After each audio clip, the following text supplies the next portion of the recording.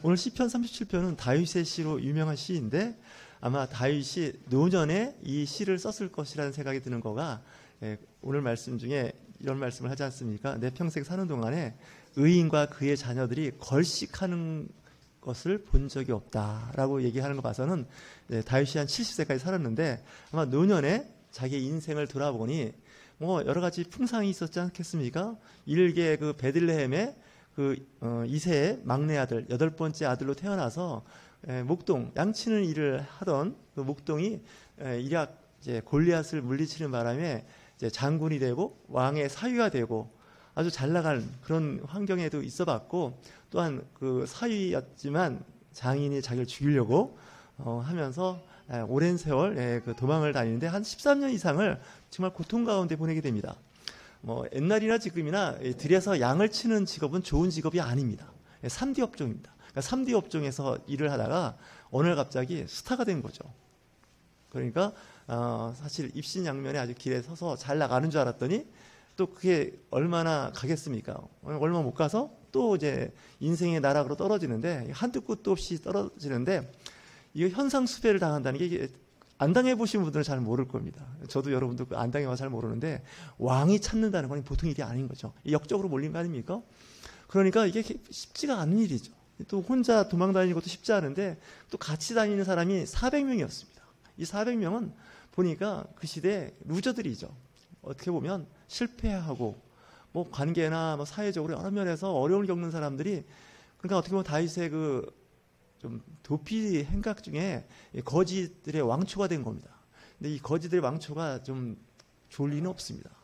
근데 이제 문제는 그 거지 그룹이 부흥을 해서 600명이 됐다는 게 문제입니다.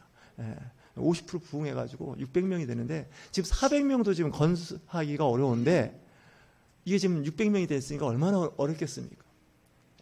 그러면서 나중에 결국 이제 왕이 됐는데 왕이 돼서 살아보니 이제 많은 사람을 만났을 겁니다. 많은 사회 또한 많은 정치적인 여러 역량에서 보니까 그 의인들, 그러니까 바르게 사는 사람들이겠죠. 그리고 하나님을 아는 사람들입니다. 하나님을 알고 하나님에 대한 존재를 아는데 바르게 살지 않는 사람도 있습니다. 제가 보니까 그렇습니다. 하나님을 모르고 하나님을 믿지 않는데 또 바르게 사는 사람이 있습니다. 여기에 대해서 뭐 여러 가지 이야기를 할 수가 있는데 전제 조건은 하나님을 알고 하나님 말씀 안에서 바르고 정직하고 성실하게 사는 사람에 대한 기준일 가능성이 높습니다. 이런 사람들이 세상에서 안 풀릴 리가 없다는 거예요. 걸식한다는 게 뭘까요? 거지가 돼서 남의 도움이 없이는 살 수 없는 그런 상태에 있는 사람을 내가 본 적이 없다는 겁니다. 이 말씀에 대해서는 좀 걸려드는 일들이 좀 있을 겁니다. 마음에. 나는 바르게 살고 정직하게 살고 성실하게 살았는데 왜 나는 항상 채권단에 걸려 있을까? 이런 생각을 하는 분도 있을 겁니다.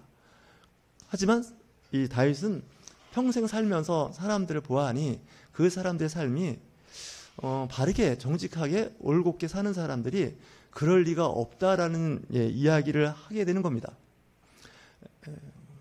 남유다에 히스기야라는 왕이 있었습니다. 그 왕은 하나님 말씀대로 잘 살았습니다. 그리고 바르게 살려고 노력했던 왕인데 그가 암에 걸립니다. 보통 전문가들은 아마도 피부암에 걸리지 않았을까 이런 생각을 하는데 그 이사야 40장을 보면 이제 그 무화과 반죽을 그 환부에 발랐다라는 얘기를 하는 걸 봐서는 피부암일 것이다라는 얘기를 합니다. 어쨌든 그 죽게 되었을 때 그가 하나님 앞에 기도합니다. 내가 그 전에 하나님 앞에 잘 섬기고 바른 신앙생활을 했고 그것을 기억하사 내 생명을 내 수명을 이제 연장시켜 달라고 이야기하죠. 그래서 이사야 38장 17절 보면 이런 기도 제목이 나옵니다. 보옵소서 내게 큰 고통을 더하신 것은 내게 평안을 주려 하심이라. 주께서 내 영혼을 사랑하사 멸망의 구렁텅이에서 건지셨고 내 모든 죄를 주의 등 뒤로 던지셨나이다. 여기서 얘기하는 것은 내게 큰 고통을 더하신 것이 내게 평안을 주시려고 하셨다는 거죠. 그러니까 암에도 걸릴 수 있고요. 그 외에 여러 가지 대사성 질환, 불치의 병에 걸렸음에도 불구하고 내게 평안을 주시려고 하셨다는 거죠. 마침 우리가 시편 119편 71편에 1절에 나온 말씀이죠. 고난이 내게 유익이라는 거죠. 여러분들 고난을 당하셨을 때 이 고난을 통해서 배우셔야 됩니다. 깨달으셔야 됩니다. 이 고난 때문에 그냥 주저앉으시면 하나님의 뜻을 잘 헤아리지 못하고 있는 거죠. 지금 현재 굉장히 힘들고 어려운 과정을 겪는 분들이 많이 계십니다. 이럴 때 잘 생각해 보셔야 됩니다. 내가 하나님 앞에서 지금 어떤 관계에서 좀 소통이 되고 있지 않는지를 좀 보셔야 됩니다. 잘 되고 있음에도 불구하고 그런 고난을 당하실 때는 아마 이 과정을 통해서 하나님께서 더 크신 은혜와 복을 주시려고 하는가 보다라는 생각을 하시면 됩니다. 살아보니까 큰 고난과 더 힘든 어려운 과정이 있을 때 더 큰 복을 받는 건 저는 간증할 수가 있습니다. 정말 힘들고 어려울 때 미래를 내다보는 거죠. 이 기간이 좀 끝날 텐데 그때는 더 좋은 걸 주시려고 하는 앞에서 교육하는 훈련받는 그런 시간과 경우를 경험한다 생각하시면 거의 틀림이 없습니다. 왜냐하면 인생은 순탄하게 가지 않습니다. 비록 내가 예수님을 영접하고 신앙생활을 해도 내 삶은 여전히 힘들고 어려움이 있는데 왜 그런가 했더니 사람은 그런 일을 통해서 강해지기 때문에 그렇습니다. 맷집이 강해야 신앙생활을 할 수 있는데 모든 것이 기도하는 대로 순탄하게 이루어지면 정말 좋을 것 같은데 호대가 약해집니다. 요즘 가을이어서 김포에 그 논에 가보면 황금물결이 이렇게 바람에 흔들리는 걸 볼 수가 있는데 거기 보면 그 벼들이 이렇게 쓰러져 있는 걸 볼 수가 있습니다. 벼들이 이렇게 쓰러져서 이렇게 누워 있는 걸 보면 한번 생각 좀 해보셔야 됩니다. 왜 다른 논은 쓰러진 벼가 없는데 이 논에는 쓰러진 벼가 많을까? 왜 다른 벼들은 다 이렇게 곳곳이 서 있는데 왜 저 벼들은 쓰러졌을까? 생각해 보신 적이 있으신가요? 물론 이제 태풍이 불고 또 여러 가지 그 풍수해가 있어서 그럴 수도 있는데 그럼에도 불구하고 잘 서 있는 벼가 있습니다. 특별히 요즘처럼 그 추수기에 비가 온다는 것은 추수기를 맞이하는 농부들한테는 좀 불편한 겁니다. 왜냐하면 이제 햇빛에 바람에 말라야 할 벼와 그 추수할 곡식들이 자꾸 비에 젖게 되지 않겠습니까? 그런데도 젖는 것까지는 괜찮은데 이게 쓰러지는 게 문제입니다. 쓰러지면 썩거나 싹이 트면 이 상품 가치도 없고 쓸모가 없게 됩니다. 근데 쓰러지는 벼를 잘 보시면 이렇게 생각하시면 좋습니다. 성장 과정에서 막 성장한 벼들이 있습니다. 비료 많이 주고, 그죠? 물을 많이 주는 벼들이 잘 자랍니다. 이 잘 자라다가 이제 어떤 시련과 고난, 태풍이 불거나 그러면 쓰러집니다. 오히려 물이 없고 열악한 환경에서 자란 벼들은 잘 안 쓰러집니다. 그런데 순탄하고 좋은 조건에서 자란 벼들이 잘 쓰러집니다. 제가 과거에 이제 꽃을 좋아해서 그 교회 앞에다 그 분꽃을 많이 키워본 적이 있습니다.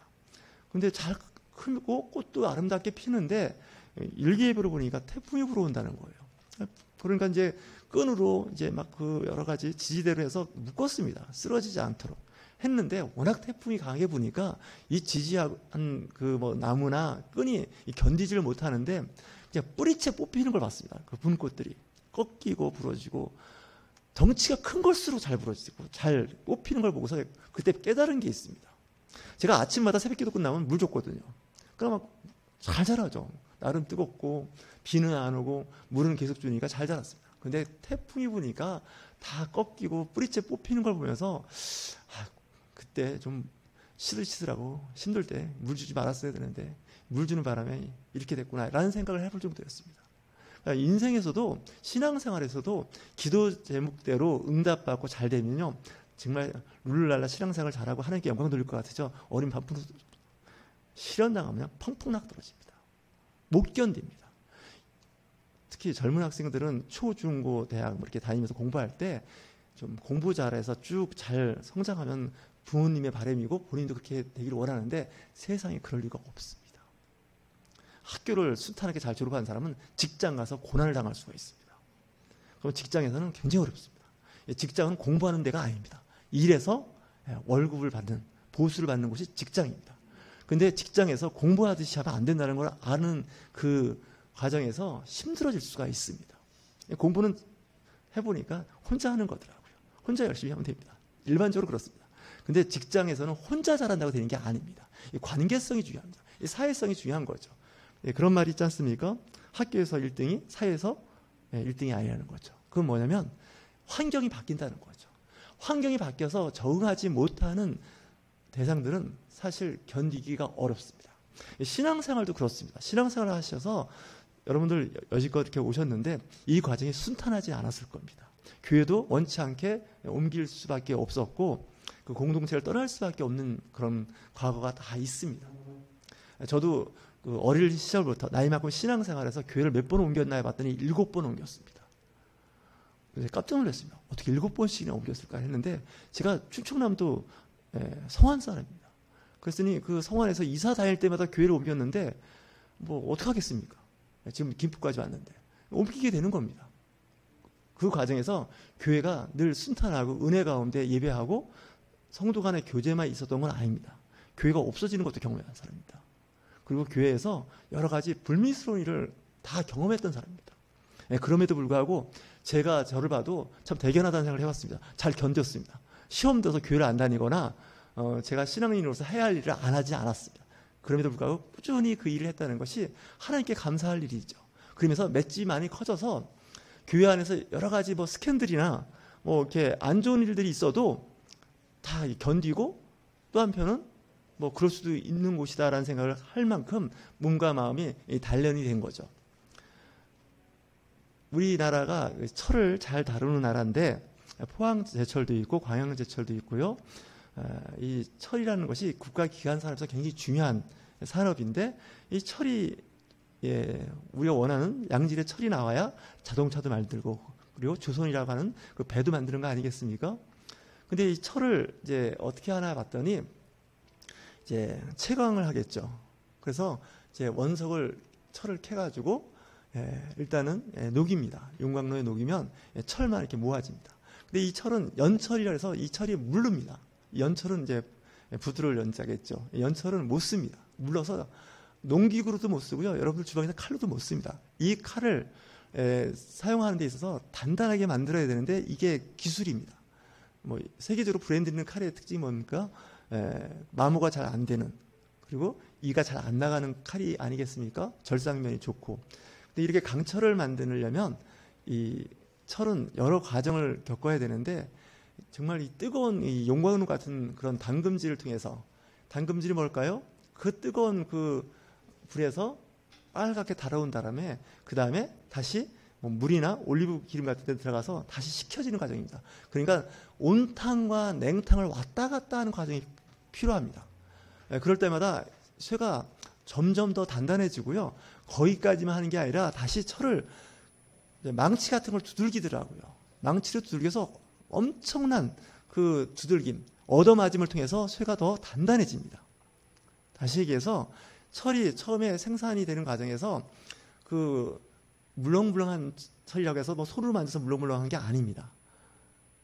그 철을 단단하게 만드는데 그렇게 되면 처음에 부피보다 크기가 작아집니다. 강해지면서. 마치 우리 인생도 그렇게 됩니다. 처음에는 연약합니다. 마치 가난아기들은 부모가 아이들을 이렇게 부드러운 음식을 먹여서 보통 뭐라고 합니까? 이유식이라고 하죠. 그 음식을 통해서 성장시킵니다. 하지만 커면 클수록 그 이유식은 나한테 이제 멀어지게 됩니다. 일반인들이 먹는 음식도 먹어야 되고 때로는 자극적인 음식도 먹어야 됩니다. 그러면서 성장하고요. 또 그냥 이제 성장하나요? 여러 가지 힘들고 어려운 과정을 통해서 처음에는 부모님들의 이웃 사람들의 사랑을 받고 자라지만 크면 클수록 이제 혼자라는 생각이 듭니다. 혼자 일어서기를 해야 되는 겁니다. 그러려면 실패하고 넘어지는 경우를 우리는 종종 이제 경험하게 되는데 이때 잘 견디느냐가 중요합니다. 누구나 다 실패를 하는데 실패를 한두 번이 아닙니다. 실패는 수십 번도 아닙니다. 수백 번도 아닌 것 같습니다. 수백 번입니다. 아이가 엉금엉금 기어다니다가 벽을 잡고 일어서고 걷는 과정에서 어떤 학자는요, 약 3,000번 넘어진답니다. 3,000번 주저앉는다는 거죠. 뭐 어떻게 세운진다는 모르겠는데 그 정도의 횟수가 있어야 아이가 걷기 시작하고 뛰기 시작한다는 거죠. 걷다가 뛰는 과정에서 또 한두 번 넘어집니까? 그 수를 헤아릴 수가 없습니다. 수백 번이 아닙니다. 거의 수천 번에 해당되는 만큼 넘어지고 무릎팍, 팔꿈치, 생채기 내가면서 살아가는 겁니다. 그러니 성인이 돼서 살아가는 게 얼마나 어렵습니까? 거기에 또 각종 감염성 질병들이 있지 않습니까? 가장 쉽게 생각하는 게 이제 환절기가 되면 독감입니다. 이 독감도 나이 이상만큼 횟수가 내 몸을 다녀간 거죠. 그때마다 정말 살 맛이 안 나지 않습니까? 근데 그 어려운 환경을 잘 극복을 하면서 성장해서 이제 어른으로서의 부시를 하는데, 다 큰 후에는 나 혼자 사는 게 또 아닙니다. 이웃의 힘들고 어려운 사람들을 돌볼 수 있을 만큼의 역량을 갖추셔야 됩니다. 쉽지는 않습니다. 다윗이 시편 37편에서 이야기한 것처럼 이 도움만 받고 사는 게 아니라 이제 도움을 주는 사람이 돼야 됩니다. 이 도움을 주는 사람이 되려면 내가 가진 게 있어야 됩니다. 갖추고 있는 것이 있어야 됩니다. 요즘에 화두 중에 하나가 어르신들한테 재능 기부라는 게 있습니다. 이 재능 기부라는 게 뭘까요? 내가 재능이 있어야 기부가 가는 겁니다. 우리가 기부하면 항상 현금, 현찰, 어떤 유가증권 같은 것으로 부동산으로 기부하고 기증하는 것도 있지만, 내가 갖고 있는 달란트가 있지 않습니까? 각자의 달란트. 그 달란트를 기부할 수 있는 그런 능력을 갖추셔야 됩니다. 그러려면 지금부터라도 열심히 준비하셔야 됩니다. 어떤 분은 인생을 70부터 시작한다고 생각하시는 분도 있습니다. 인생은 70부터 새로운 일을 시작할 수 있다라고 요즘 장수하는 시대에서 이야기하고 있는데, 저나 여러분들은 너무 일찍 이제 너무 살 만큼 사는 것 같은데 이런 생각을 하는데, 아닙니다. 아직 70 이전에 있는 분들은 각성하셔야 됩니다. 열심히 새로운 계획과 미래를 설계하셔야 됩니다.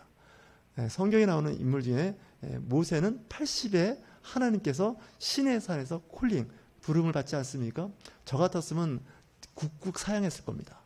하나님 부르시려면 애굽에 있을 때 40세 때 불러서 뭔가 한가닥 하게 하시지, 이제 80이 돼서 이제 상태도 별로 안 좋고 거의 폐인 수준인데 저를 부르십니까? 보낼 사람을 부르십시오. 이렇게 얘기하지 않습니까? 80에 부르지 않습니까? 그리고 이제 여호수아와 함께 가나안 땅에 들어갔던 갈렙도 마찬가지입니다. 그가 부르심을 받았을 때 85세 아닙니까? 85세면요 정말 일 안 하고 싶을 때입니다. 손자 볼 손자도 없습니다. 85세가 되면 손자도 다 커서. 그런 나이에 이제 그가 이제 헤브론 땅을 점령하기 위해서 여호수아한테 이야기하지 않습니까? 저 산지를 내게 달라는 겁니다. 제가 보기엔 제정신이 아닌 겁니다. 85세에 땅을 달라고요? 85세부터 새로운 일을 벌리겠다고요? 요즘 말하면 교회 우리 목회자들을 기준으로 치면 85세에 개척을 하겠다고요? 85세에 교회를 건축하겠다고요? 제정신입니까? 목사님들 사이에서 그런 얘기가 있습니다. 60이 되면 교회 건축할 생각 하지 말라고. 이제 끝났다는 거죠. 이제 조금만 있다가 이제 은퇴하라는 거 아니겠습니까? 그런 얘기를 하는데, 사실 어떻게 보면 그 무사일주의에 빠진 분들입니다. 60이요? 이때 건축해야 됩니다. 70이요? 지금 교회 개척해야 됩니다. 남들이 보면 이제 이건 제정신이 아닌가 보다 이렇게 생각하는데, 그럴 만큼의 의지와 용기, 희망을 이야기하는 거죠. 이 신앙은요, 이 희망을 얘기하셔야 됩니다. 왜냐하면 이 신앙에서 이 자꾸 이렇게 퇴락한 생각, 자폐적인 생각을 하면요, 신앙은 그냥 꼬라박습니다. 무너져 버립니다. 120년 살 수명을 100살 살고 세상을 끝낼 수도 있습니다. 하나님 앞에 섰을 때 그럽니다. 하나님 저 왔는데 너 세상에서 20년 더 살다 가야 돼. 벌써 왔니? 부르시지 않았느냐? 아니 난 안 불렀어. 네가 온 거야. 이럴 수도 있다는 생각을 한번 해보셔야 됩니다. 그래서 이제 우리가 늘 생각하는데, 신앙은요 희망을 제시하셔야 됩니다. 생명을 이야기해야 됩니다. 그래서 이제 안 될 것 같지만 자꾸 되는 쪽으로 이야기를 하셔야 됩니다. 안 되는 쪽으로 이야기하면요 사람이 점점점 이렇게 침몰해져서 그냥 침체돼서 자포자기해서 인생을 살면 상태는 더 나빠진다는 거죠. 실패했을 때 그 실패를 딛고 일어서려고 하는 그 용기가 필요합니다. 때로는 그 과정에서 여러 가지 모멸감을 느낄 때가 있습니다. 속상한 일도 많고요. 정말 좌절할 때가 한두 번이 아닙니다. 그만두고 싶고 도망가고 싶습니다. 혹시 여러분들 도망가고 싶은 생각 있으셨나요? 전 수도 없이 도망가고 싶을 때가 있습니다. 목회하다가도 목회 그만하고 도망가고 싶습니다. 그럼 사람들 그 목회자가 할 말이냐고, 사실 있는데 아닌 척하고 사는 겁니다. 아닌 척하고 하는 겁니다. 정말입니다. 정말입니다. 사람이 자유롭고 싶고 자유함을 추구하는 사람이라면 어떤 환경에서 힘들면 안 하고 싶다. 직장도 안 하고 싶으면 사직서 내고 안 하지 않습니까? 바꾸고 싶지 않습니까? 근데 목회도 사실 좀 그런 마음이 듭니다. 제가 해보니까. 사회생활도 해봤고, 목회도 해보면 그 현실, 그 주어진 문제를 피하고 싶을 때가 있어요. 제일 좋은 건 이제 36개라는 게 있지 않습니까? 나보다 더 강한 적을 만났거나, 그죠? 승산이 없는 그런 전쟁은 도망가는 겁니다. 근데 이 부분은 사실 믿음이 없어서 그렇습니다. 마귀 사탄이 아무리 크게 역사를 하고요, 힘들게 해도 우리 눈에는 마귀밖에 안 보입니다. 세상을 보면 악마만 보입니다. 나쁜 환경만 보이는데 그렇지 않습니다. 성령 하나님은 더 크십니다. 믿으십니까? 성령 하나님 더 위대하시고 더 크기 때문에 성령이 역사하는 건 보이지 않고 마귀만 역사하는 게 보이는 거예요. 악마만 보이는 거예요. 그 악마 뒤편에, 악마 주변에 천사가 더 많지요. 엘리사가 이제 성에 이렇게 갇혀 있지 않습니까? 도단성입니까? 그 도단성에 이제 아람 군대로 이제 포위당했을 때 겹겹이 포위를 당했는데, 이건 뭐 희망이 없습니다. 작은 성입니다. 이 도단성이 작은 성이고, 그 아람 군대는 그 당시 최첨단의 무기와 장비를 갖고 있는 군대입니다. 그들이 그 도단성을 겹겹이 쐈을 때 엘리사의 사환, 아이고 우리는 죽었습니다. 이제 망했습니다. 그러는데 엘리야는 태연자실했죠. 왜 그럴까요? 더 큰 하나님의 천사, 천군을 보고 있었기 때문에 그렇습니다. 그래서 기도하니까 그 사환의 눈이 뜨여지는 거죠. 영적 눈이 뜨여지는 겁니다. 영적 눈이 뜨여지니까 마귀만 보이다가 어떻게 해요? 하나님의 천사들이 보이기 시작하는 거죠. 여러분들 그렇게 보셔야 됩니다. 내 현실, 돌아오는 채권단에 어떤 채무 관련된 이야기도 있을 수 있고요. 뭐 건강에 대한 건강보험에서 청구되는 여러 가지 무슨 비용도 있고, 내지는 안 좋은 결과가 있다 할지라도 그 이면에 하나님의 더 크신 사랑과 은혜가 함께 한다는 걸 믿으셔야 됩니다. 힘들고 어려울 때는 정말 좌절하고 이게 끝인가 보다 생각하는데 그렇지 않습니다. 성경에서 고난을 당한 대표적인 인물이라면 욥을 들 수가 있는데, 이 욥도 사실 자세히 보면 그 마귀가 당한 겁니다. 하나님 앞에. 왜 당했냐면, 욥이 잘 먹고 잘 살지 않습니까? 자녀도 잘 되고. 그래서 하나님 앞에 저 욥은 하나님께 복을 받아서 하늘 일마다 마이다스 손처럼 잘 되니까 저렇게 교회 와서 충성도 하고 교회 와서 헌신하고 그러는 거지, 저 사람 고난당하면요 교회 안 다닐 거예요. 그리고 아시죠? 근데 하나님께서는 한번 해봐. 근데 해봤습니다. 근데 마귀는 열심히 그 사람을 하나님으로부터 분리시킵니다.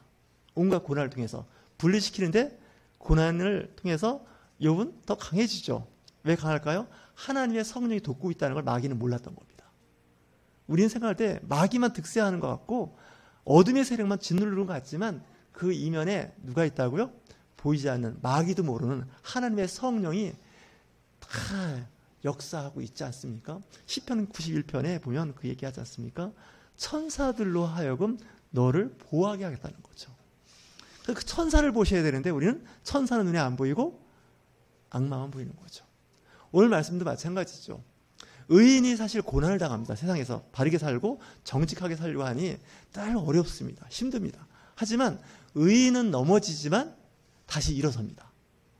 사업도 하다가 어렵고 심하면 이제 파산할 수 있습니다. 그러나 의인은 다시 일어섭니다. 하나님께서 도우시는데 어떻게 도우시냐? 도울 사람을 붙여주십니다. 어느 날 붙여주십니다. 갑자기 나타납니다. 근데 악인은 잘 나간다고 생각하다가 무너지면 못 일어섭니다. 왜냐하면 그들은 악마의 어둠의 세력에 잡혀있는 사람들이기 때문에 그렇습니다. 처음엔 마귀가 부자 만들어줍니다. 이 부자도 복을 줍니다. 병도 고쳐줍니다. 세상에서 주는 모든 혜택을 다 줍니다. 마귀도. 근데 결국은 망하게 만드는 거죠. 예수님께서 40일 금식했을 때 마귀가 시험을 하죠. 어떤 시험을 할까요? 내게 한 번만 절하면 이 천하, 보여준 이 천하를 다 너한테 주겠다는 거예요. 마귀는 사기를 치고 있는 겁니다. 왜냐하면 이 천하 모든 만물은 다 하나님의 겁니다. 근데 마귀가 자기 것인 양 주겠다는 거 아니겠습니까? 많은 사람들은 거기 걸려듭니다.